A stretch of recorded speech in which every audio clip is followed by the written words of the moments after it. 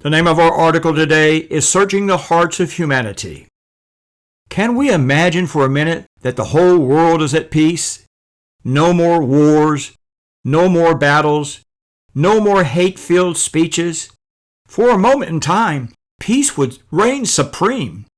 One is coming and is already here, bringing forth a miracle that will astound the whole world. Although prophetically speaking, this peace will be short-lived.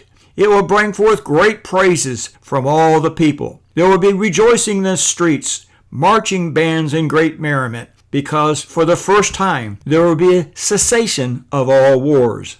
There will be one person who will be attributed all honor and praise for this monumental accomplishment. They will happily sing and shout, "All hail to the Prince of Peace."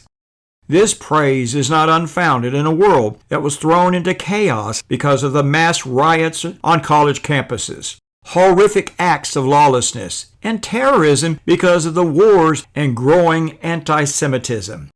This praise is not unfounded when unchecked wars have affected innocent women and children through diseases, starvation, and untimely deaths that have gripped the hearts of humanity.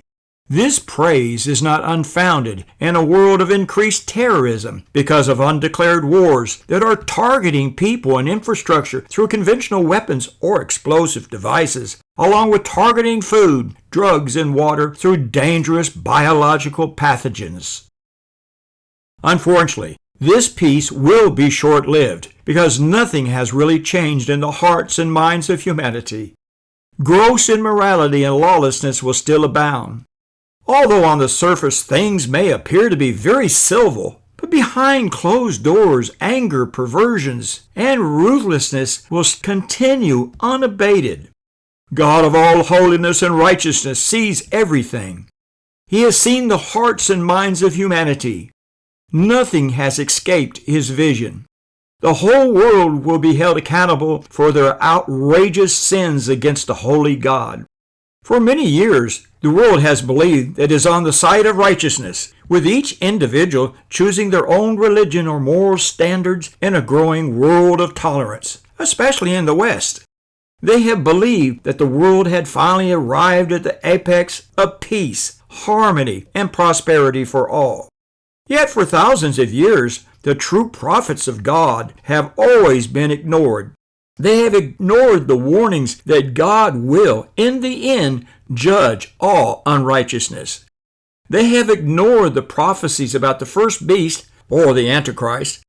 They have ignored the prophecies about the second beast, or the false prophet.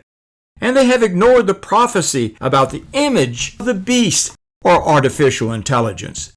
But now we need to pay close attention to how the whole eastern portion of the world, along with other nations, are being formed together as a mighty force to bring down modern-day Babylon, its allies, and the state of Israel, when the time is right.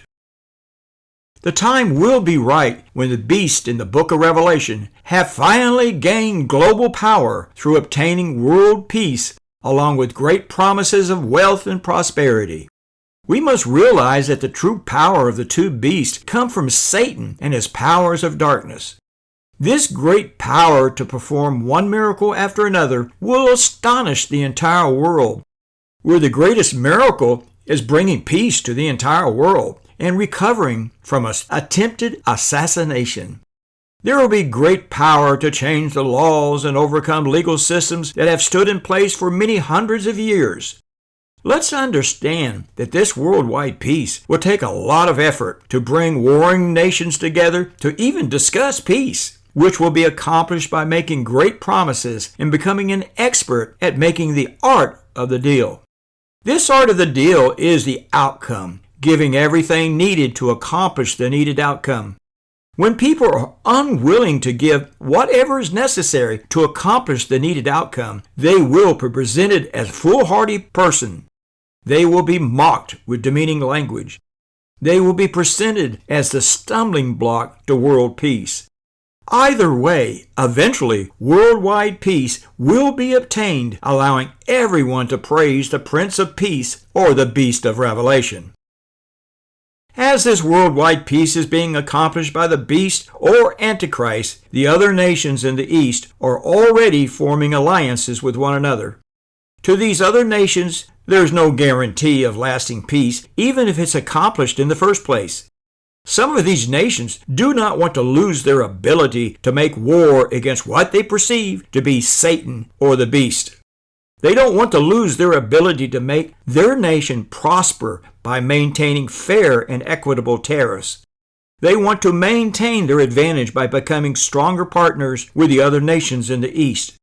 So they will continue their alliances. They will continue to put their countries on a better war footing. And they will continue to eye modern-day Babylon, America, as truly an evil empire that hates their people and that's always trying to gain the advantage over them, both militarily and economically. Some still allow their people to march in their streets, crying out death to America and to wipe Israel completely off the map. I find it incredibly interesting, with all the clear prophecies about the destruction of modern-day Babylon in the book of Revelation, that no one considers that the alliance of the eastern nations is being formed to fulfill this prophecy. Revelation 13. Yet the prophecy will be fulfilled after a short peace designed to give praise to the coming beast known as the Prince of Peace. Babylon will be burnt to the ground, bringing forth great tragedy to its inhabitants. So the question is, how did we miss this? Especially when on the surface everything looked great, with most of God's people rejoicing for all of the phenomenal changes being made to push back the evil on so many fronts.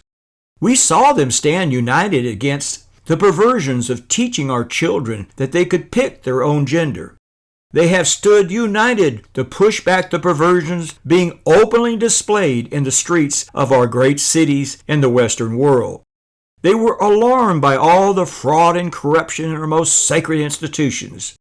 We were shocked at how the unhealthy and dangerous ingredients are allowed in the food products, damaging a whole generation of our blessed children. So we rooted for our blessed leaders, thinking that we finally on the path to righteousness. We openly rejoiced when crime and lawlessness were brought to justice in large numbers across our land. With all the great rejoicing and the praising of our leaders, we overlooked the critical element of how God views humanity. We only looked on the outside and no longer considered looking at the hearts and minds of humanity. The only hope we have for our nation is to start looking at the hearts and minds of humanity. When we do, then we will perceive their true standing before God. We will perceive that their only hope is the gospel of Jesus Christ. Changing laws will never change their hearts, or forcing the population to follow all the laws will not change their hearts. Making them hide behind closed doors will never change their hearts. It's time to stop trusting in the government and its new laws to bring changes to the hearts and minds of humanity. We should do everything we can to preach the simple gospel posted below. If they refuse to accept the gospel, allowing God through the Spirit to change their hearts, then they will receive the full wrath of Almighty God. Remember, whatever peace is established will be short-lived. The eastern nations will arise, striking Babylon with everything that they have. And if that's not enough, the sun, S-U-N, will finish the job, bringing forth intense heat and firestorms that will engulf the kingdom of the beast. Dear children, spend whatever precious time that you have left leading people to Christ and warning the rest of their impending doom. Let every believer stand firm, believing that God will never give them more than what they can endure. Let this hope remain in you as God's prophecies are being fulfilled. Nothing will change the course of prophetic history.